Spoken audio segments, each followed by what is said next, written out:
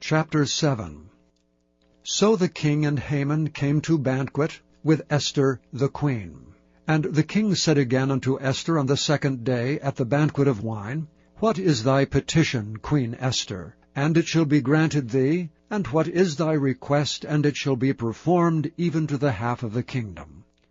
Then Esther the queen answered and said, If I have found favor in thy sight, O king, and if it please the king, let my life be given me at my petition, and my people at thy request. For we are sold, I and my people, to be destroyed, to be slain, and to perish.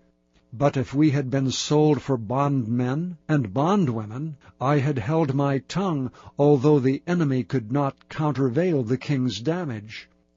Then the king Ahasuerus answered and said unto Esther the queen, Who is he, and where is he that durst presume in his heart to do so? And Esther said, The adversary and enemy is this wicked Haman. Then Haman was afraid before the king and the queen. And the king, arising from the banquet of wine in his wrath, went into the palace garden. And Haman stood up to make request for his life to Esther the queen, for he saw that there was evil determined against him by the king.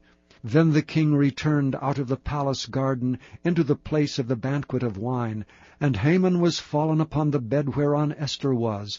Then said the king, Will he force the queen also before me in the house? As the word went out of the king's mouth, they covered Haman's face. And Harbona, one of the chamberlains, said before the king, Behold also the gallows 50 cubits high, which Haman had made for Mordecai, who had spoken good for the king, standeth in the house of Haman. Then the king said, Hang him thereon. So they hanged Haman on the gallows that he had prepared for Mordecai.